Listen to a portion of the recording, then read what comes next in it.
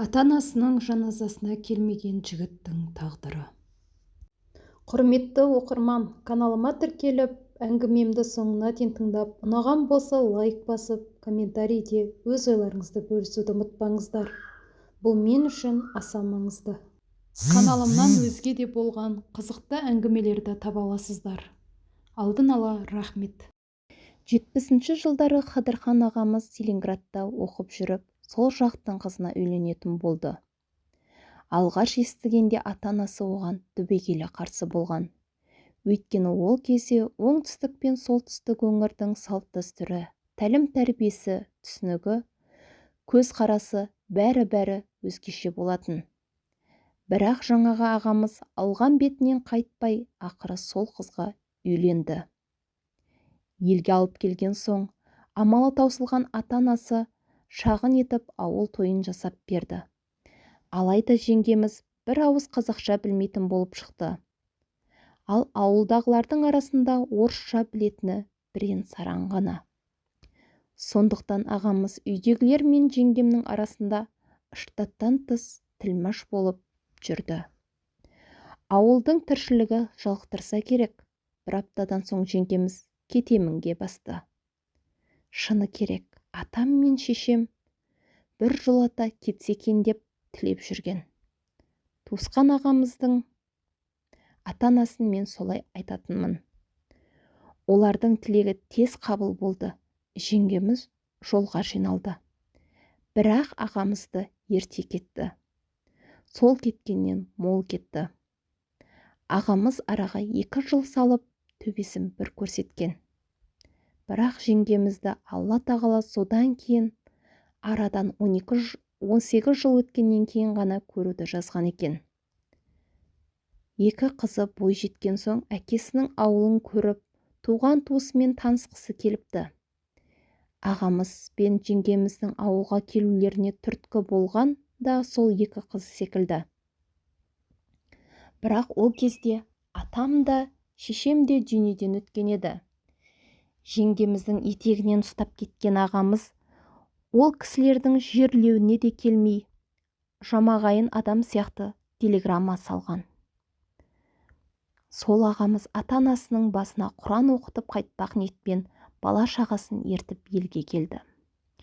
Мазарат ауылдан 3-4 шақырым жерде, облыс орталығынан келе жатқан жол бойына жақын маңда орын тепкен болатын. Әке-шешесінің басынан аттап кетпейін деді ме екен? Әлде ата-анасының жерлеуіне келмеген қателігін кеш болса да түсінді ме екен? Алдымен ата-анасының қабіріне сәлем беріп, басына Құран оқуды ұйғарыпты. Такси жүргізушінен өтініп, жол-жөнекей әке-шешесінің басына соғып, Құран оқытып келіпті. Алыстан келген қонақтың құрметіне дастархан жайылып, қасына туған туыс жиналды. Жиналғандар арасынан біреу, әке-шешеңнің бетін қалай таптың? Деп сұрады. Ағамыздың жауабын естігенде дастархан басында отырғандардың бәрі әруақ көргендей бір сәтке тілден қалып, үнсіз қатты да қалды. Оның себебі бар еді. Ағамның айтуынша, олар мінген таксист біздің ауылдың адамы емес екен. Сол себепті біздің ауылдың мазаратын оған таныс емес. Атам мен шешемді де танымайды. Сондықтан мазаратқа келген соң таксист көлігінде қалыпты. Жеңгеміз бен 2 қызда мазарат ішіне кіруге қорыққан көрінеді. Сонан соң ағамыз жалғыз өзі мазарат ішінен 2 әке-шешесінің бетін іздеуге кірісіпті. Бейіт басына қойылған тастардағы қайтыс болған адамдардың аты жөнін қарап біраз жүреді. Бір кезде анандай жердегі бір бейіттің басына Құран оқып отырған адамды байқайды. Бірден таниды. Өзімен бір сыныпта оқыған Әділ. Көптен көрмеген сыныптасын кездестіргеніне ағам қатты қуанады. Жолы болды. Енді әке-шешесінің бейітін де табады. Басына Құран оқитын да кісі табылды. Әділ деп айқайлайды. Бірақ Әділ жауап қатпайды. Естімеген болар деп қайта айқайлайды. Бірақ Әділ басын бұрмайды. Құран оқып отырған соң қарамады ғой, айғай салғаным әбес болған екен деп Әділдің қасына барады. Әділ ағамызды танымайтын кісіше суық қарсы алады. Әділ, мен Қадырханмын ғой, танымадың ба? дейді. Бірақ Әділдің жүзінен жылылық байқалмайды.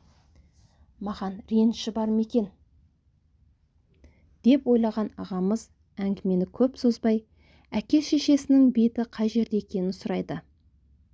Әділ соңынан ер дегендей ишара жасап, алға қарай жүреді. Сәл жүрген соң Әділ қатара тұрған екі бейіттің қасына келіп тоқтайды. Ол Қадырхан ағаның әкесі мен шешесінің бейіті екен. Ағамыз Әділден Құран оқуын сұрайды. Әділ тізерлеп отырып, даусын шығармай, ернін жыбырлатып Құран оқиды. Құран оқып болған соң Әділ орнынан тұрып, ештеңе деместен кетіп қалыпты. Әділдің бұл қылығын түсінбеген ағамыз, мынаның есі ауысқан ба деп ойлап, күтіп тұрған таксиге келіп отырып, ауылға келіпті. Ал енді дастархан басында отырғандардың Әділ туралы айтқанын естігенде ағамыз тілден қалды. Өйткені Әділ жарты жыл бұрын қайтыс болған еді. Әке-шешесі, екі інісі мен қарындасы бақандай 5 туысынан бір мезетте көлік апатынан қайтыс болуы Әділге қатты соққы болған. Туыстарын жер қойнына тапсырған соң Әділдің жүйкесі сыр берген еді. Ол күнде туыстарының бейітінің басына баруды әдетке айналдырған. Мазараттан шықпайды. Таңертең барып, кешке қайтады. Сөйтіп жүріп, арадан 6 ай өткенде Әділдің өзі де сол мазараттан мәңгілік орын тапты. Бұл әңгімені естігенде ағам сенер-сенбесін білмей, реңі оңып, мелшиіп отырып қалды. Ал жиналғандар болса ағамның айтқанына сенер-сенбесін білмей дал болды. Бірінен бірі шын ба, қалжыңдап отырған жоқсың ба деп сұраумен болды. Ертеңінде ағам ауыл молдасы менен 2-3 үлкен аталарымызды ертіп, әке-шешесінің басына арнайы барып, Құран оқытып қайтты. Барған кісілерді кеше Әділді кездестірген бейітке де ертіп барған.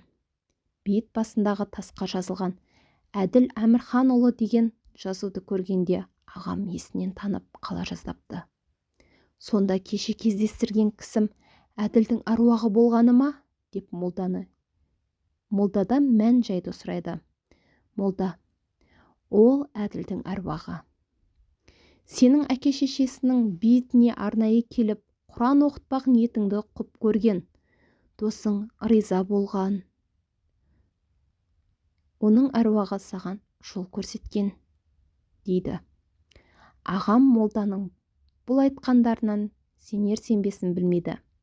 Бірақ кешегі болған жағдайға түсінік таба алмайды. Сонан соң Қадырхан аға Әділ менен оның туыстарының басына Құран оқыпты. Сол күні Қадырхан аға ата-анасына арнап ас берді. Құран оқыларда молдадан Әділ мен оның туыстарында қосуды сұрады. Одан кейін де Қадырхан аға отбасымен ауылда тағы бір аптадай болып ауылына қайтты. Олар кеткен соң ауылда Қадырхан ағаның мазараттан Әділді көргені туралы әңгіме біраз уақытқа дейін тоқтаусыз айтылды. Біреулер ол расымен Әділдің аруағы болған десе, енді біреулер Қадырханға елес көрінген десті. Баз біреулер ол Қадырханның ойдан шығарғаны деп сенбеді. Бірақ Қадырхан ағаға өтірік айтудың қажеті қанша?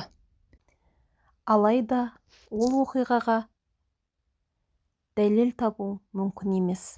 Десе де Қадырхан ағаның мазаратта қандай да бір тылсым күшке кез болғаны анық еді.